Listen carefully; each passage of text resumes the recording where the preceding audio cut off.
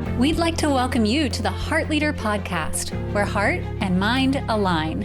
I'm your host, Amber, and I'm here with co-host Austin, and we'd like to know, do you have a passion to make a greater global impact? Are you ready to embrace leading with heart and love? If so, join us on this journey to become heart leaders who change the world. Each episode brings heart-centered connection, building stronger relationships, communities, and businesses. Let's take a deeper dive into what it means to be heart leaders. The Heart Leader Podcast starts now.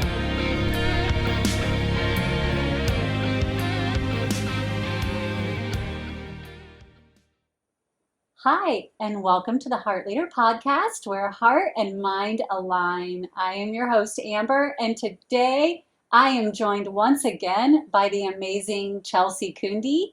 She was here once before, but she was sharing something that she does that is very near and dear to our hearts that's a little different than what she's going to talk about today. And that's her nonprofit, Wigged Out. And you can go back and watch all the details on that episode and the amazing nonprofit she has that is dedicated to helping women and men and children get amazing wigs and hair pieces, hats, scarves, you name it. She takes care of all of that through that nonprofit. But today she's going to talk about the business that she has, helping families through an organization called Building Blocks. Chelsea has a depth of knowledge helping families come together and understand how to be this amazing unit that can move forward together from this connected space in so many ways. And if you check out her website, which we're going to make sure is posted all over the place, you can see the depth of knowledge and skills that she has in this. But I don't want to keep talking because I want her to share her expertise with us right now. So Chelsea, thank you for joining us again. Yeah, thank you for having me. I'm happy to be back, and I had so much fun the first time. So it's nice now to be back talking about Building Blocks family, and it's good. Yeah, and I know we even touched a little bit on this when you were here the first time. Yes, I know. It just kind of organically fell into some building blocks as well. Yeah, because you do have just such a depth of knowledge. And when we talk about children who are going through very challenging times when it comes to, hair loss or battling something like cancer, you can't help but talk about Sure. how that impacts the family. And so Building Blocks came forward. Yes. But it isn't only when you're battling something challenging that Right. families start to have a little bit of a breakdown that can Yeah, happen. totally. And Normal. you are there for all of that. So can you talk a little bit about Building Blocks and what it is that you do, the Sure. services you offer? Yeah, so Building Blocks Family is a consulting company essentially. And what I wanted to do was build services around loving family solutions. So essentially providing really practical parenting in the topics of sleep, discipline, and potty training. And if you think about the name Building Blocks, essentially I want to build on your foundation of parenting, starting with sleep in the beginning to then you get into discipline and potty training, but it all kind of goes hand in hand. And through that work, it's a lot of systemic work, working with the family. What's going to work for your family might be different than what works for my family. And how do we get you to the spot that you want to be? And so that's kind of how it started. I started my career doing behavior intervention, and then I went on and got my master's in marriage and family therapy. And I was in the traditional family therapy world for a while and I loved it. And then when I started having my own kids, I realized that I really loved this parenting coaching niche. And I wanted to kind of start my own thing. And that's how Building Blocks started. It got launched that way. And it's really grown from there. And so I do, some teaching and private consultations as well. And I have clients all over. So some are remote and some are local. And it's been a blessing. I feel like I learn just as much from my clients every day that I'm teaching them as well. So it's been great. I love that. Yeah. And from a parent standpoint, Yes. it's so helpful to have someone that you can turn to because it can feel like the loneliest job Totally. in the world. Yeah, It really absolutely. can. Yeah. And even if you have a partner who's helping you, Hmm. you feel like you're on an island by yourself sometimes Sure. because you're in this unit and you just need someone to talk to, Sure. but you may not seek traditional therapy. It's Yeah. just someone who can relate to what you're going through. Right. And can understand. I mean, even, I have two young girls myself, and I struggle with that. I struggle with, did I just do that right? Or how do I handle this situation? And I might know some of what the textbook's going to tell you, but sometimes that's not real life. And I like to provide to my clients really practical solutions and also just meet them where they're at. And also to just say, it's really hard being a parent, and you're going to get a lot right and you're going to get a lot wrong. And as long as you're working at it and giving your best, I mean, that's really all we can do. But I do think having somebody to talk to in that regard who's not sort of like, this is the only way to do it, but more of, it's really hard and let's come up with a solution together is how my mission is. And that means everything to someone who feels like they're standing on that island by Yeah, themselves. absolutely. And so, to me, not only were you a heart leader because of what you're doing with Wigged Out, but helping send that boat to the Yeah. person on the island and say, Yeah. no, you don't have to be here by yourself. Come No, on, there's right. a whole group Oh, right. of us who are doing this, Right. and we understand. It is the hardest independent Hmm. job you will do. Yes. And so that means so much. And this month we're focused on communication. And when I reached out to you, that was one of the things I mentioned.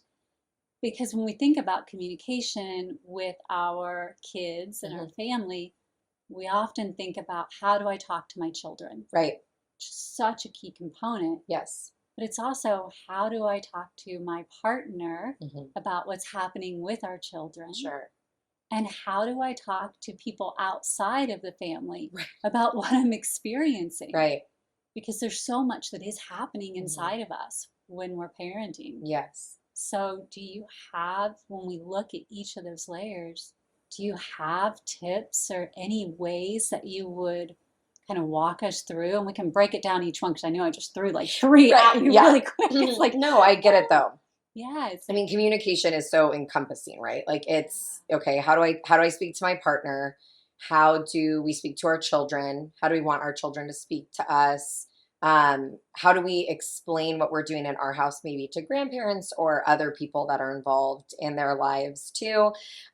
So it gets complicated. And I mean, first and foremost, I do think as a family unit, I mean, I call it like little family meetings. But I think it's helpful, kids or no kids, to be honest, when you're in a partnership with somebody, to just build in these times that you have little family powwows, right? Little family meetings where it doesn't become so formal. It just becomes a habit of, you know what, these things are working really well for us right now, and these things aren't. And I need help in that area. Or can we come together? And it doesn't look picture perfect like that all the time, but the more you do it, the more natural it becomes. And so with partnerships, and I practice this in my own marriage and like with the kids as well, that my husband and I will have powwows together, like what is happening, we need help, and okay, what are you seeing, what am I seeing, this is where I'm struggling, and sometimes maybe we're talking, you start sort of in an argument, and then it flushes out, or maybe you don't start in an argument and it's just this like wonderful, that's okay, that's all communicating and all good. And as long as you have that resolution at the end, that's good. And then we bring in my kids too, so they're privy to a lot of these conversations too. And sometimes they're not the prettiest conversations, but we have to involve them in that as well. And I do think there's closed door conversations. That's good. Like I always tell my clients, hammer it out after bedtime, but then afterwards come back together as a family and say like, hey guys, like bedtime's been really challenging. That's a time of night that I want to enjoy, and I want to enjoy putting you down at night, and it's been hard. And I think you could say that to a 2-year-old, and you can say that to a 10-year-old. And is the 2-year-old going to fully understand it? No, but they're going to appreciate that you're telling them, like, we got to make a change here. Just like the 10-year-old would too. And so sometimes I think those powwows are like the most beneficial thing that we can do in a family unit. Okay. So, how would you start that? I think that for me was always the most challenging Right. when my 3-year-old was like screaming at Right. the top of his lungs at me, taking that breath Yeah. and not being triggered. Oh, yeah. That's the hardest thing because you have your job, you Hmm. have your partner who's already like, what's going on? Yeah. And then to have that opportunity to not just be triggered and react, but to, and as you said, sometimes it's just messy and Yeah. that's going to Yeah. happen. It's going to happen. And to not like hold yourself to those few times that That's you're right. triggered, Of course. but Because you're human. yeah, Yeah. and And your forgive kid, yourself. well, and your kids need to see that too. I always say this to my girls. I'm like, I'm 37, almost 38, and I don't get it right every time. I don't get frustrated and I sit calmly and take a deep breath and then talk to them nicely. That doesn't happen to me all the time either. And I've been on this world for almost 38 years. I don't expect my 5-year-old to be able to do that either, right? Like she's still learning. So sometimes for me, having that perspective, now in the moment when I'm having a 4-year-old who's tantruming in front of me, it's not as easy to remember those things. And so, like you're saying, the more that I can take a deep breath and walk away and take what I call like a mom break, or a parent break, it doesn't matter, the better. Because you're gonna get triggered. There's no getting around that. Having insight into what your triggers are is really helpful. And um, when you have that insight, then you can say, okay, I know I'm getting triggered right now because my daughter's whining, for example. That's actually a really big trigger for me, whining.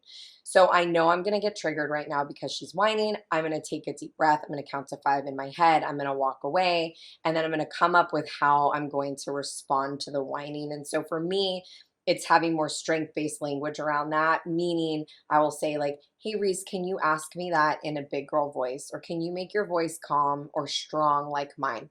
However you want to word it, doesn't matter to me. Be genuine. Because I always say kids can, smell BS from a mile away. So be genuine in how you would normally speak to them. But I'm telling her how I want to see her behave instead of turning around, which what I would want to do and be like, stop whining, you're being annoying. Like that's what my triggering self wants to do. But if I can take a beat for a second and then have my sort of script in my mind, that's helpful. And we are dealing with, that's a real life example. We're dealing with a lot of whining. So I think my husband and I say in a day, 20 times a day for her to use a big girl voice. But we know that that's such a trigger to both of us. And we've come up with this phrase that we say to her, and we're both on the same page. And that just came out of, she's whining a lot. How are we going to handle this when we were both calm? So not in the moment, right? So she's not whining at dinner and my husband and I are like, what do we do? Blah, blah. She was already asleep. We were like, she's whining so much. What can we do to help? And then you kind of come up with a plan, which is so much better Yes. than in the moment. And to do it together too, Yeah. to talk about it together in the calm Yep. and create a plan. Yeah. And It's it's unified. And it's so hard, right? Being a unified parent is key. Like you need to be up here and your kids need to be underneath. It can't be like, Reese and I over here and Josh under here. Like Josh and I need to be the united ones up top. That is very challenging to do every day because one, we're different sexes. I'm raising the same sex, he's raising the opposite sex. We were raised in 2 different households. We have 2 different personalities. Obviously, I'm sure my background doesn't maybe help him feel confident sometimes in situations, or it's annoying. I mean, I'm not going to speak for him, but I'm sure. And so there's all of that that plays a part. But the more we practice having these conversations together and providing the feedback to our kids or the interventions we're going to use or the solutions where him and I are united, that's when it works the best. Not just if he's leading the way or I'm leading the way. It has to be where our kids are like, oh no, like mom and dad, they talk, they know what's going on. I can't sort of ask mom something, she says no, and then go to dad and he's going to say yes. And that you have to work at. That's just not a natural piece. Yeah. And just like you said, kids can smell BS from a mile Yeah. away. They can smell separation in the Oh, ranks totally. from a mile away. 100%. And 100%. they will use that to get what they want Yep. in a heartbeat. And that's smart. I Oh, it's mean, so smart. you can't fault them for that. No, again, like some people are like, oh, my child's so manipulative. I'm like, they're not manipulative. They're just smart. So they're Yeah, learning their environment. If they know that dad's always going to say yes for dessert, they're just going to ask dad, right? yes, Like exactly. that's not them being manipulative. That's them being smart. They're learning their environment. So the more that you can be united as parenting, the better. And of course, you're going to have your moments where you're not. And then show your kids you guys coming back together and then saying, you know what? I'm sorry that I yelled, or I'm sorry that I walked away when you were speaking to me, or I'm sorry that I changed the rule in the moment, right? Because sometimes that happens where you're like, dad said I could. And then you're like, oh no, the rules change sometimes. Like that just does happen. But if you can come back together and your kids see that conflict resolution, again, you're teaching them this is how you communicate when you're frustrated, when you're happy, when you're sad. And this is how you make things right too, which is a really important aspect that a lot of us didn't have growing up Yes. and didn't get to see that. And I think that that's a very, very important piece. Yes. The resolution part, I think, Hmm. is key. Yes. And even how to navigate in conflict, Hmm. too. And you were talking about, yes, there are behind closed doors Sure. Of conversations that course. need to happen. But I know in some situations, every conflict happens behind closed Right, doors, right, right? right. So in that situation, what advice do you as a consultant Mhm. give for teaching these kids how to navigate conflict if they're not seeing conflict? Sure. And again, so, it is important to sit down with a partner and say, especially with raising kids, okay, this is how I was raised. These are the things I want to bring into raising my own kids. And these are the things I kind of want to leave behind. And then just having insight. This helps me too if I'm ever just frustrated, like, "Ah, why did that happen when I was growing up? Or why did that not happen?"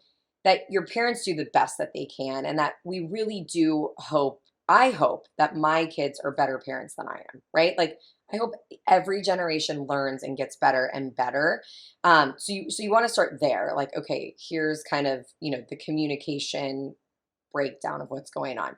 And if you were raised in a house where you never saw your parents argue or fight, you know that then once you get into your own relationship and you get into your first argument, because that's normal in relationships, you're going to be devastated.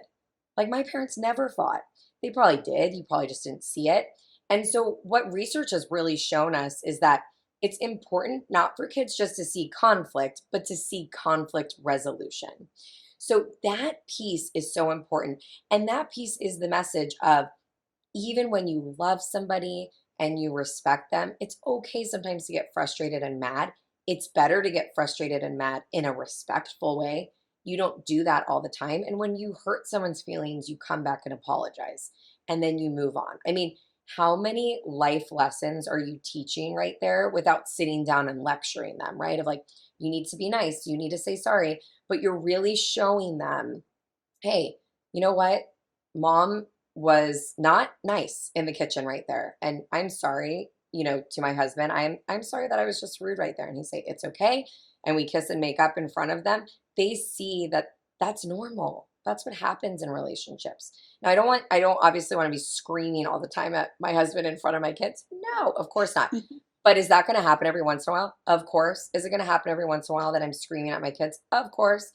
But the communication is also important for me to then go back to my kids and say, hey, Harper, you know what? Mom, I did not take a deep breath. I went from 0 to 100. And what do I tell you when you get mad? And she's going to tell me, walk away, take a deep breath. I'm going to say, and I didn't do any of those things. And I'm sorry for that. And that doesn't make me a bad parent. That just makes me a real parent. And that shift is so different generationally, for me and how our generation was raised. It just there wasn't as much apologizing, I guess, or the understanding of, yeah, I wasn't perfect in that situation, and here's what I would do differently. Does that make sense? It does. So, Yes. And I agree. Every generation just seems to be improving because I Yeah. know, like my parents' generation, it was kids are to be seen Not heard. and not heard, Right. right? Right. And so, and then my generation, it was you can express yourself, Right. but to To a point. limits, Yeah. right? To a And point. to a point. Yeah. And then now it's even more like be expressive, be who Right. you are, embrace who you Right. are. And so we have seen these growths, but I do feel a large part of it is because there are individuals like you and others who are joining together to say, look, we can be better, we Sure. can show better, Yeah. and we can grow in these ways. Yeah. You did just touch on something too. I always talk about with clients and with my own husband too, of just sometimes we the dial goes too far in one direction. So like we're trying sometimes to get away from like some of the old school ways. So we're like all the way over. Yeah. And we really need to go in the middle, more, meet in the middle more, because I would argue probably our kids think that they can say whatever they want all the time, right? And like I'm so glad that they had this very open relationship with us. But I also, my husband and I are like, I would have never talked to my mom that way. Now, maybe if my mom was sitting here, she'd be like, oh no, you did.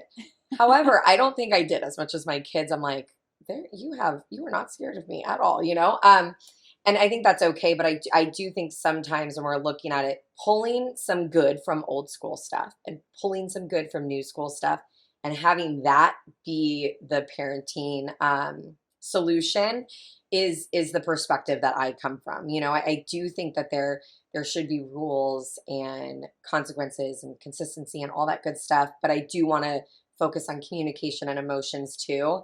And it's hard to find that balance.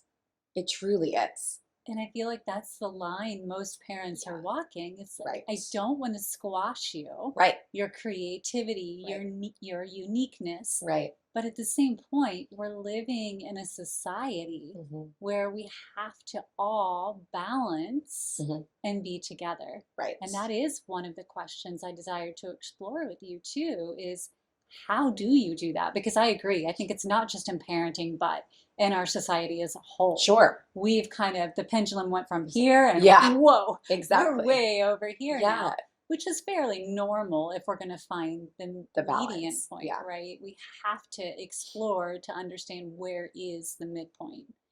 But how do you, with children and with Hmm. families, kind of explain that? Because we can get it Yeah. on an independent, Right. but when you're growing up in that world, Right. how do you explain that? We lived through the other side and now we're living through this side. They're only living through this. Right. How do you help them understand that?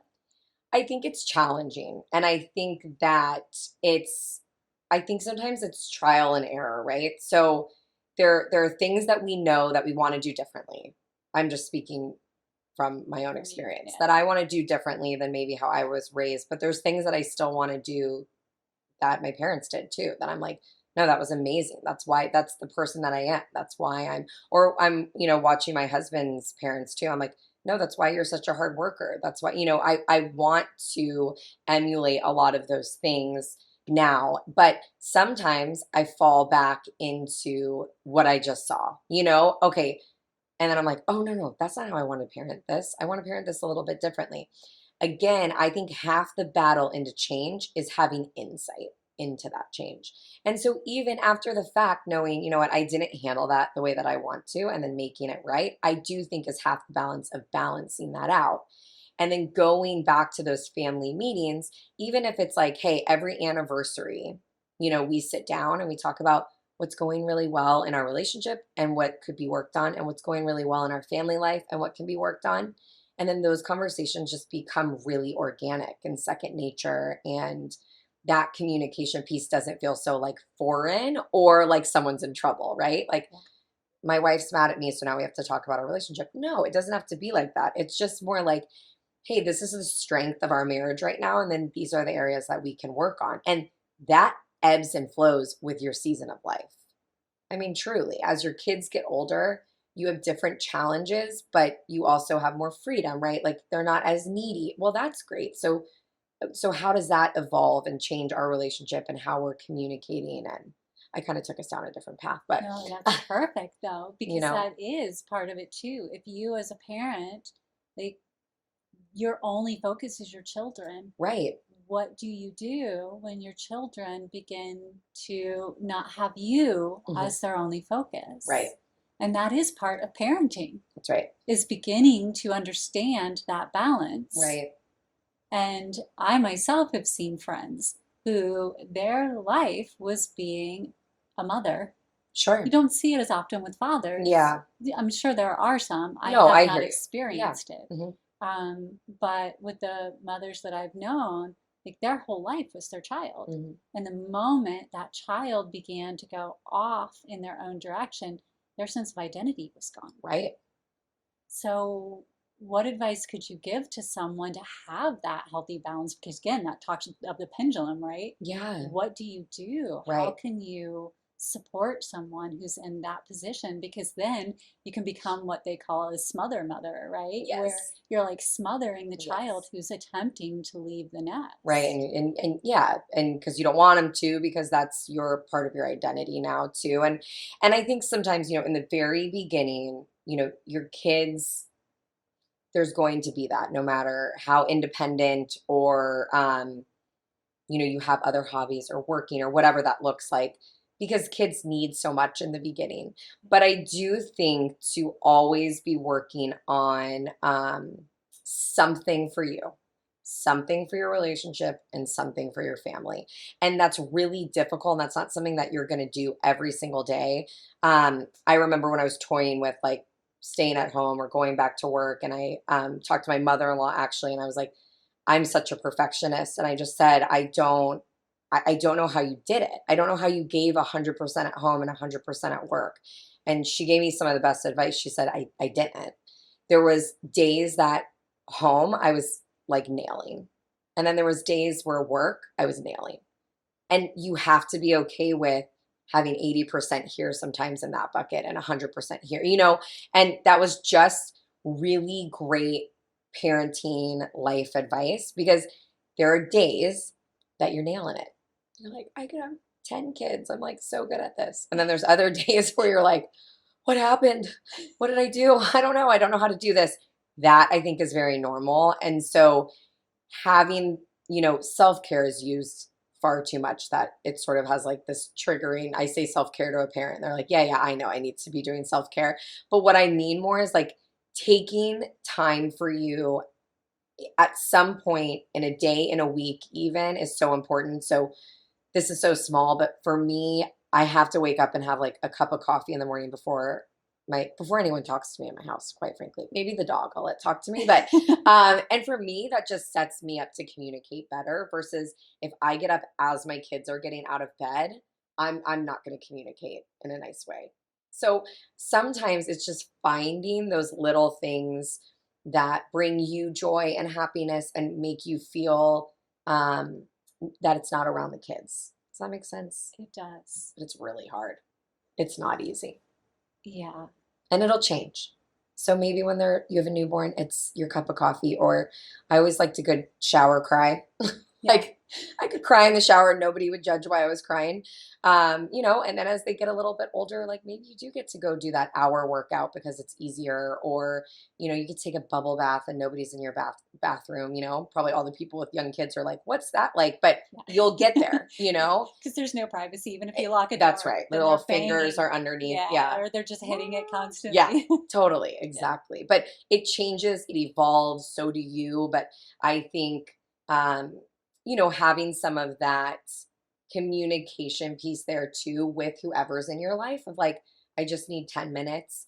I've had clients that call it like they just literally go drive around for 10 minutes and come back, and they've communicated that with their partner, and that works really well. So it'll look different for everybody, but it does go back to that communicating. And when you have kids, it's such a vulnerable thing. And you just have to be okay with saying, like, I can't do it all. I need a little help. And that doesn't make you a bad parent. And that was something I had to tell myself. Yes. Yes, because we do. And it isn't as though it was ever placed upon me. No, yeah. And that was the key thing for me that I had to Yes. realize. Nobody told Yeah. me that I had to do it all. I know. it's just like I felt like I had Hmm. to do it all I know. somehow. Yeah.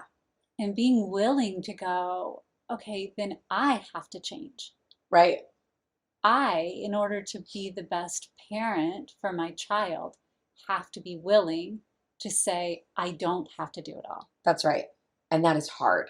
It's so hard. It's something I still struggle with every day of just whatever expectations that I am placing on myself, having to really learn, and I think you learn this just in age and maybe in confidence of being a parent too, of just, no, I don't have to do all of those things. Like, that's not, it's okay if I have to pick up food tonight and I didn't make dinner. You know what I mean? Like, Yeah. that's so small, but sometimes you put these expectations on yourself and you're communicating with yourself internally, but you're not saying those out loud.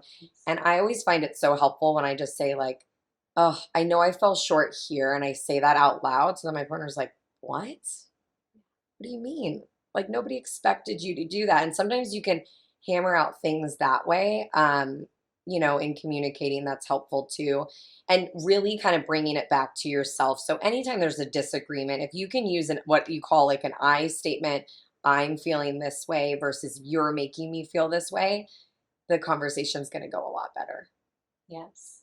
I found that too. And even being able for me to like journal some Oh, I things, love that. Yeah, it helped so much that's as great. I was raising my son, just so I could keep my thoughts straight for what was going Yes. on in my internal world. So I didn't make it his problem, Yeah, that's so great. right? Because I couldn't keep my thoughts straight sometimes when Right. you're like working. And at the Yeah. time I was going to school and I Yeah. was raising him, and Right. I was a single parent at the time. So I was like, I can't keep my thoughts straight. Right. I need to do something. Yeah. So I would write it down. And now I can look back on those journals and go, I love it. You still have them. yeah, Oh, that's amazing. how did I do all that I did Yeah. when I was doing it? Yeah. So it's a good thing to look back on, but it was the only thing that kept me sane for a little while. Yeah. And it helped teach my son positive, like self habits so Absolutely. he could Absolutely. utilize it at some point in his life too. I don't Yeah. think he uses it to this day, but Yeah, but he at might certain one day points, too. You never know. But yeah. yeah, I think that's awesome. So it is, as you said, it's by action, right? Our kids Yeah. absorb our actions far faster than they do our Oh, words. 100%. So body Yes. language Yep. and actions are communication that we're sometimes not even aware of. That's right. I always say too, I really kind of cringe sometimes when I'm thinking about how my kids will say something to the dog. I'm like, is that how I talk to the dog? Like Yeah, if I'm annoyed at the dog and then they're repeating how I'm saying it to the dog, I'm like, oh, I shouldn't talk to the dog that way. That is such a good example of how they just watch your behavior. Or if you have a 3-year-old and they pick up a pretend cell phone and they are playing independently and pretend play, and you hear them talking on the phone, right? And they mimic everything we say and do, for better or for worse. they do. And so I think that's such a good point with communication too, of when you sit down and you're communicating with somebody or your partner and they're listening to you and they're listening to how you talk about people. They're listening to when you're at a restaurant, how you're talking about people to the waitress and waiter. I mean, right? Like, Yeah. it's all of those things that really do play such a part and a role, and things I think we just forget about because our day to day is so quick. So you bring up a really good point with communication, oftentimes too, is just them watching you Yeah. and learning. And it's such a big thing. My son had made this one thing at school. It's like, what does my mom need? Yeah, And I love when they make these me little too. arts and It's the crafts best. things when they bring them home because you learn so much about yourself. Yeah, I it's was so like, true. because this one, he's like, what does my mom need? She needs her cell phone. She needs her pager. Right, She needs her laptop. right. And at the time, I was working Yeah. a job where And you did need those things, I did, right? but she needs hugs and kisses from me was last on the Yeah, list. yeah, And I started crying yeah. I'm sure that was hard. Yeah, because it was my realization sure. that in his view, he came after all of those things. Yeah, And so it was my chance to like take a step back and go, what Right. am I going to do about this? Sure. Because my son should never feel like he comes after an inanimate object. Right. Right. But So, what a powerful thing, right? And I think yeah. you're touching on, we're all going to have those like pivots in parenting, in how we communicate in our relationships, where it's okay to have a pivot and it's okay to have those moments where it doesn't feel great, because that's how you make those great moments. And again, when you like are getting into bed at night and you're like, that was a really bad day, but what did we all learn from that, and how can we make it better the next day? Because sun comes up again, life keeps going. And kids, the beauty of kids is that they don't sit and like agonize over things as much as we do. And we can really, that can be such a strength of them. I'm not saying that they don't have their own feelings and emotions and think about things, but not like we do. They're not as jaded, Yeah. which is beautiful. And, we can really capitalize on that and learn something from them too. Yeah, exactly. So, in what you provide Hmm. to parents, if I were to come to you and say, oh my gosh, Chelsea, I just got this from my son, I don't know how to address this, how to Hmm. make that pivot, what would you say to me? Because I know in that moment, like I was pretty crushed Sure. when I read that. And I'm like, I was somewhat lost because I did feel caught between my job, which Sure. needed my focus, and providing what my son needed. So, what advice could you have given me at that point to help me make that transition and not beat myself up? Because I was Jim carrying it and kicking my own butt Totally. for the longest Yeah, time. I'm I mean, sure. yeah. I'm sure. I mean, one, I think I always love a good reframe, right? So, reframing a little bit of what he put in that box was because he looked at you and he knew like you were a hard worker and you were working hard for your family, and that those things were helping, you to feel good too. So I would reframe that a little bit. And because I don't think he was doing it in a way of like, she needs these things, then I'm at the very bottom, right? I just think he was like, yeah, my mom's a really hard worker and she needs these things. I would have reframed that for you a little bit too, to kind of see it from a different lens, and not see it as such all negative, because I don't think it's all negative. And then where do we find the balance for you where you're going to feel like, okay, I'm giving enough at home and I'm giving enough at work? And that might look really different for different people, right? So even like block scheduling is a really big new trend, especially with people working from home, where you block 2 hours here for this and 1 hour there for that. But I think that that reigns really true with working parents, specifically, because your clock's sort of never off in any camp, especially with all the electronics we have. And so for myself, sometimes I'm like, okay, I'm going to try to put my phone down, which is really hard, for an hour, right? Like literally put it away, take my iWatch off so I don't get the ding ding, of Yeah. everything going on, and be really present, because it's quality over quantity with kids. Research shows, I mean, 10 to 20 minutes of one on one time a day has a super positive impact on behavior. 10 to 20 minutes. We all have 10 to 20 minutes. That might feel overwhelming if you have a bunch of littles running around. So maybe I tell people do it 1 to 2 times a week. But that's how I would tell you, like, we can do that. We can take 10 minutes a day where we're putting those things away, and we're going to call it, what's your son's name? Joshua. We're going to call it Joshua time. This is your time. You tell me what you want to do. We're going to set a timer for 20 minutes. It's just one on one time, you and I. And that is so huge for them. And so that's all I would tell you to do, because you probably were doing everything great. It just needed in your mind to be reframed, and then putting a little bit of side time that you all had just for you. Not that you weren't already doing that, but call it something that mentally, for me as a mom, for you as a mom, for Joshua, for my girls, that means so much, that one-on-one time. And sometimes just naming it for us, like we're already doing it, so let's give it a name, is going to make all the difference. That's amazing. And I think it works for our partners too, Yeah, definitely.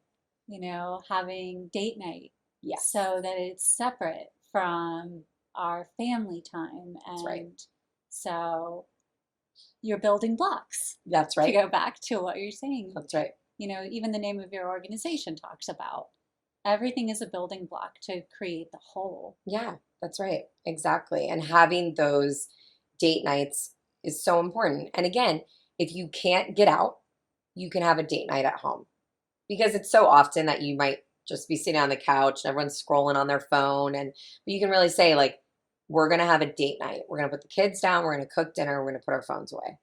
That hour is that really quality time and you're giving it a name.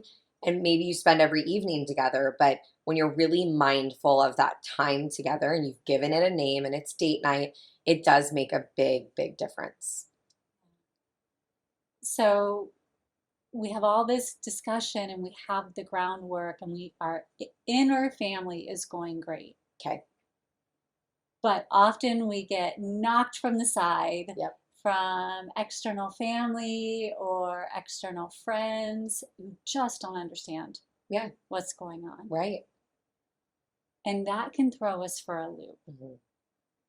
How do you help individuals not get thrown off track when you have someone who desires to get in the ear Right. and start saying, but you're not doing this right, or you're Right. not, why don't you do this? Right. Or really assessing, or because it can cause you to just start reevaluating everything you're doing if you're not grounded Oh, totally. and nope, this is how my family operates and Right. we're happy this way. Yeah. And realistically, you're not super grounded in that when you're a parent because you're learning as you go. And some of what you might have thought how I was going to be maybe changes once you actually have children. And so I do think that that is such a challenging piece, whether it's your own family's insight, friends, in-laws, distant relatives, whatever that kind of Or looks the like. internet. The internet. Yeah, I mean, the amount of information out there that makes you feel so guilty sometimes, or I'm not doing that, or I should be doing that. And I always tell, everybody that pick the things that you feel are really, really important to you. Like these three kind of like buckets of whatever that looks like, right? So for me, it's really important. This is very small, but when my kids were really little, this was really important that I didn't let my kids have electronics at the table. Okay. But like when we were out to dinner, that was just really important to me. I didn't want I wanted them to converse. Family dinner is really important to me. So, and my husband as well. And we are very strict with that, right? But the world around us is not very strict with that. And so it gets challenging. It gets challenging when you're out with friends, and it gets challenging with family, and it gets challenging kind of like what you see on the internet too. And then, of course, practical reasons. We've been to dinner sometimes and we're like, you know what? We're going to sit and enjoy everybody. We've been here for an hour. Okay, now I'm going to give my kid my phone because it's taught me to not be so rigid in that. I'm using that example because I do think that I was pretty grounded in that frame of thought. I think everybody has their opinions around it. It's hard to stick to it. And it's hard to not, I don't know, be flexible in it as well. And so that was just a pivotal like parenting moment for me of saying, okay, this was something that was really, really important to me. We followed through with it. There was probably judgment around, but now I've kind of, changed the rule if maybe we've been somewhere too long. So I think canceling out the noise for stuff that's very, very important to you, I think is good. The rest I would hear and listen and then take with a grain of salt, and know that typically everybody's coming from a good place and wants to help. But sometimes it's just unwanted, right? Like it's unsolicited advice. And that happens all the time as a parent. Or, your kid's acting up and then, somebody might say like, they must be tired or they must be hungry. And sometimes you're like, they're just acting up and it's okay. And I don't want you to make it better right now. It's a lot of that, right? Like, we've all been there. We've Yeah. all been there. And just to kind of, okay, these are the things that are important to me. The other things aren't. So whatever, let them give me their advice and I'm just going to do what I want to do with it. And then also communicating to family, because sometimes that's all it takes is, I just want you to listen and I don't want advice right now. And you can say that in a way that is nice, and people will be receptive of that too.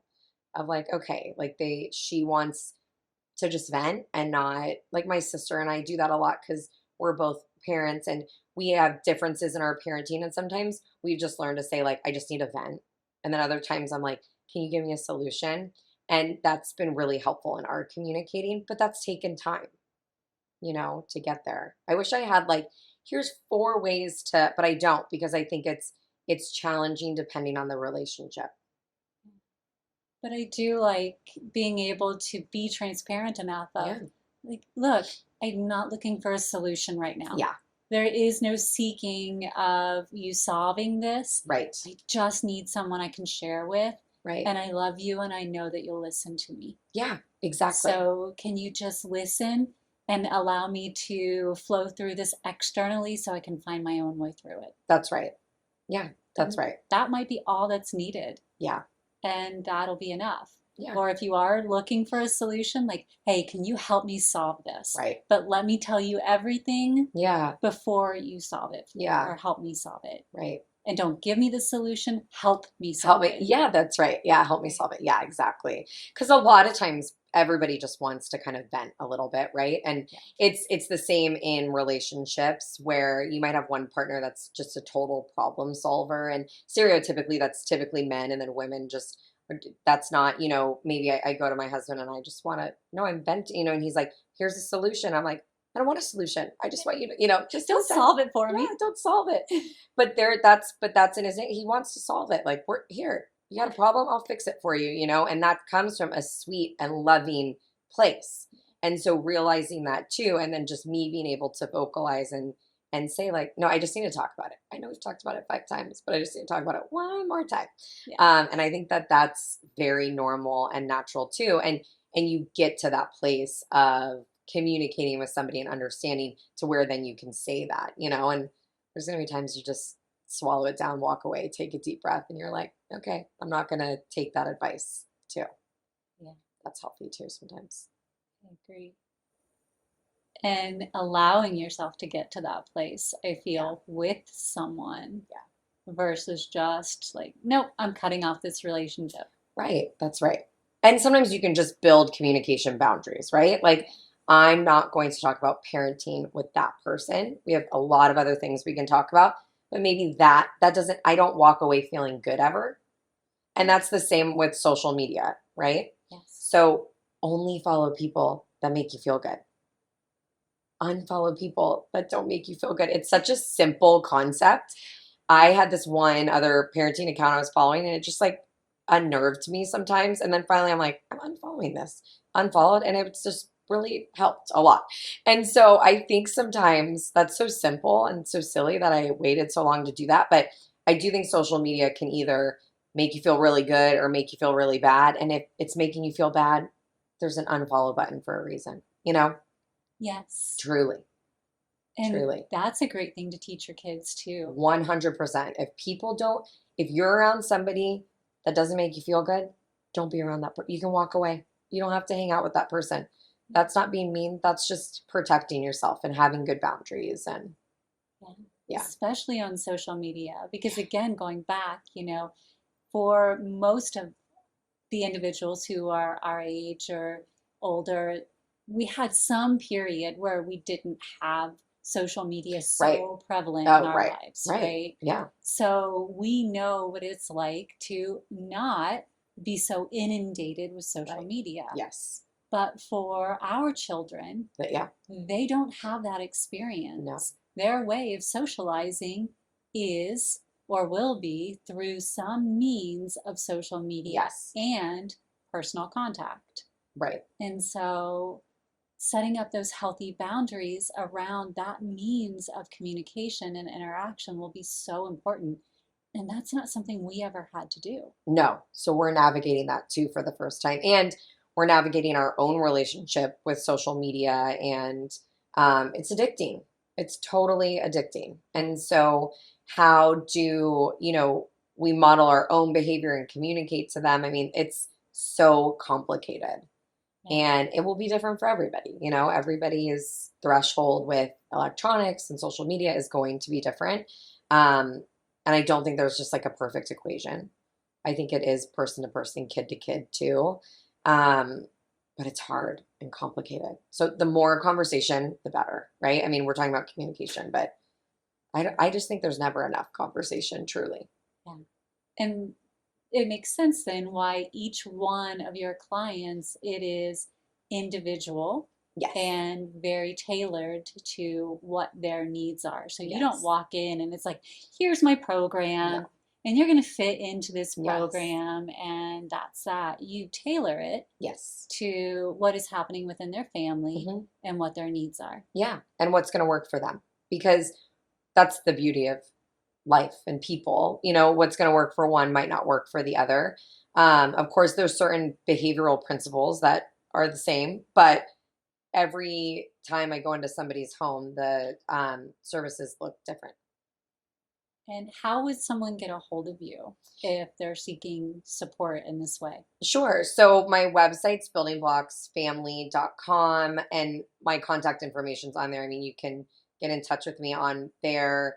I have Instagram and Facebook as well, Building Blocks Family, that I'm super responsive with. All my contact information's on my website and on social media too.